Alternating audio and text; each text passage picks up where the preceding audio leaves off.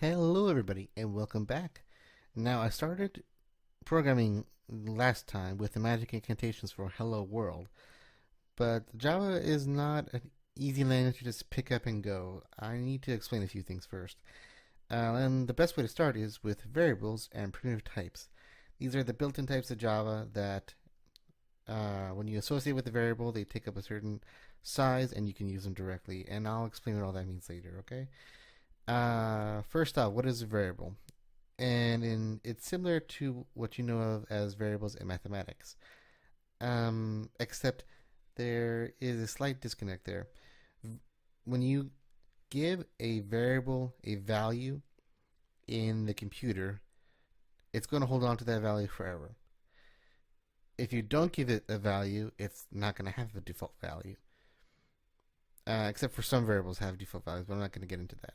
And so you can't use it until you actually assign it a value. Afterwards, you can use it, and then you can assign it another value. But there are some funny rules associated with that, and I'll get to them later, okay? Our variables also need to have a type, and there are certain built-in primitive types in Java, and I'm going to go over those in a second. And you need to give your variables useful names. So you can name your variable x, and that's useful only if you're in the xy plane. If you want x to refer to someone's power level, per se, then why don't you just use the words power level?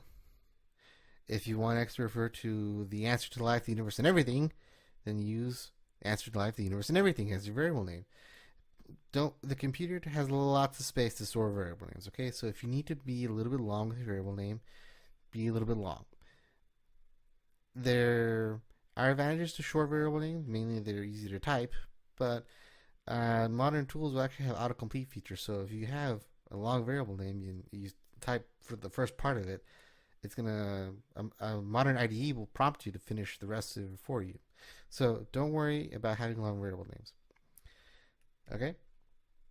Now, you can use any sequence of Unicode characters, and Unicode is a standard subset of quote-unquote characters that is associated with almost all modern languages. I mean, there are supersets of Unicode which contain more and more character sets, but Unicode 16 has almost everything you need, including a simplified Chinese, all the Roman Greek,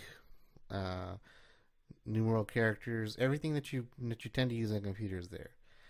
Okay, variables in Java are also case sensitive. That's not the case with other languages, but in Java, a lowercase apples is different from a capitalized apples, which is different from an uppercase apples. So, if you are running your program and you get an error, and you're like, but the variable is spelled correctly, well, maybe you forgot to capitalize something. Outside, you could use any characters that you wanted to, and that includes dollar signs and underscores. But for Java's sake, don't use them at the beginning of your variable names. Java tends to use those for temporary variables and class variables, and that's just the one little caveat that comes with names. So don't use those. Just avoid them. You don't need them. I mean, you can use dollar sign and underscores. Just you don't need to put it at the beginning. And if you have multi-word variable names, the convention in Java is to use camel case. Camel case is where the second, third, fourth, fifth, sixth word that you have in your variable names are capitalized, just the first letter being capitalized, and the first word is all lowercase. So an example here is red apples with apples being capitalized, and green apples with apples being capitalized. Some other languages, the convention to use is to separate them with underscores. That's a lot of the C type languages, like C and C++. Java is a C type language in the sense that it's based off of C syntax, but the convention for Java is to use camel case. If you have a variable that's all caps, that's generally understood to be a constant. That's just the way the convention is. Now, the primitive types built into Java are byte, short, int, long, float, double char, and boolean. And I'll get into what those all mean, but When you use a primitive type, its name and associated value are stored in the same spot in the machine. In a sense that the type defines how much space your value is going to use. There are types that are just point to a reference that reference someplace else in memory where your actual data is stored, and that can be lots and lots and lots of bytes. But that is not what primitive types are. These are what is stored at that value is what you're using. Okay, I'll get into those other types of reference types in a bit, and maybe in the next video or so. So, integers. These are byte, short, int, and long. Traditionally, you use int as your default variable size for integers, which is 32 bits, and that can hold a heck of a lot of numbers. If you need to hold even more whole numbers, either positive or negative, but whole, then you can use long, and long has a heck of a lot of numbers at its disposal. It's 64 bits long, so that's 2 to the 64 basically, different combinations of zeros and ones, so you can hold a big number in that. Some things require like 128 bits, but that's not a default type. If you have something that is bigger than long, then you're going to use a library for a custom library. Byte and short don't hold a lot of space for numbers, so you only use those if you're being extra conservative on space, or you need something that is the size of byte or something that is the size of short. One thing to note is that in Java 8 you can actually say, hey, I don't want my number to be signed, which goes from the negative range to the positive range. I want it to be unsigned, which will only go from 0 to as big as the number will allow. And that will give you an extra dimension on the positive side, but you lose all your negative. It's an option if you want. But you generally don't need that. Floating point numbers. Now, I said the last types were for whole numbers. These are for numbers with decimal points and fractions. But these are approximations, okay? You can't store the value pi in the computer, because pi runs to infinity. It's an irrational number, it never stops. So the same goes for the square root of 2. All right, those decimals keep going, but they don't really make a whole lot of difference to the actual output of the equation. If you're like multiplying pi times 10, it's still going to be around 31 or something, right? So we have floating point and double, and you generally use double. You don't tend to use float unless you're concerned about space issues. But there's a whole fancy way you store those numbers are stored when they're a fraction. So I'm not going to get into that. But if you want to look at the standard, I'm listing it right here. It's IEEE standard. IEEE standard 754. And yeah, those are approximations. So if you care about fractions of pennies, you don't use these. You use a separate class. I wonder how many people will get the fractions of pennies joke. Okay, so characters. These are what you use to type with. They're what you use to give names to variables, and of course what you can use to print the screen knowledge as. And Java has 16-bit Unicode characters, and you denote them in your program with a single quote.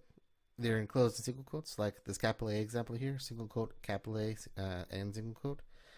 If you have a character that you can't represent on your keyboard and you want to really use it, you can refer to its Unicode number, and there's a chart where all the characters are mapped to Unicode numbers, and you just find the ones that you need, and you'll say /u, and then the number that's associated with that character. That /u says I'm going to look up the Unicode number for this. Or you can enter the decimal number. In our case, decimal number associated with the capital A is 65. And that's just for archaic reasons. It's part of ASCII and Unicode and ancient history. So, you may find that you're browsing online and someone says, hey, when your long should have an L at the end of it, or your float should have an F or a D as a suffix. And those are optional. They're used to help, make the code a little bit more readable, so that if you see a number and you don't not automatically know whether it was stored in a float or a double, if you see the F or D, then you know that it was either a float or a double. Same goes for long. Otherwise, you assume it's an int. If you're using floating point, you can also store your numbers in scientific notation, which can be a big help, especially for scientists. If you spend a lot of time in scientific notation, this is your friend. Except instead of times 10, you replace that with E, and it's the exact same thing. If you go further into computer science, you may find that it's necessary for you to represent a number as binary or hexadecimal, and that's also an option. If you want to represent a number as binary, you say 0b and then the number. Or if you want to use hexadecimal, which is a way to represent 4 bits associated with a binary number, then you start the number 0x and then your hexadecimal, and that goes up to from 0 to F. And a feature they added in Java 7 and 8, and I guess if you're watching 9, 10, 11, 12 in the future, is that for readability purposes, if the number has groupings, then you can separate those groupings with underscores. And that's really great for things like social security number or cell phones or credit card numbers. It makes the number easier to read. The computer will still sort as if the underscores weren't there, but it helps you, the developer, read. That's what all these additional representations are for. They may be confusing if you don't know what they are, but I just told you what they are. So if you come across them, you shouldn't have any issues. The last primitive type I want to talk about is the Boolean type, and it's named after George Boole, who was a mathematician in areas such as logic and differential equations. And he came up with a system of representing formal logic, so we just attribute this data type of Boolean to him. In other languages, it's not called Boolean, it's called bool, because Boolean apparently is too long. But the two values of a Boolean are true and false, logical true and false. And it doesn't make any sense to multiply 10 by true. It's just, what answer did you expect? So don't mix Booleans with floating point and integers. You can do math with integers and floating points, and you can combine them. And if that's the case, then if you multiply 10 by pi, the result will be a floating point. The computer will do that conversion for you. But it makes no sense to try to do that with a Boolean. So these are used for controlling the flow of programs, and we'll get to that in another video. But one example of a Boolean is Boolean cake equals false. That's how you assign the value false to cake. So I hope this was a good primer for variables and primitive types. My other videos will go over strings and arrays and some more Java syntax, and then we'll get into methods and objects and classes and all that goodness. But for now, to prove that you're a human that watches video, let's have our word of the day be Boolean. So if you don't have the word Boolean somewhere in your comment, then you are a robot, not a real commenter, and or a troll who didn't get to the end of the video. So thank you guys for watching, and I'll see you in my next video. Bye bye.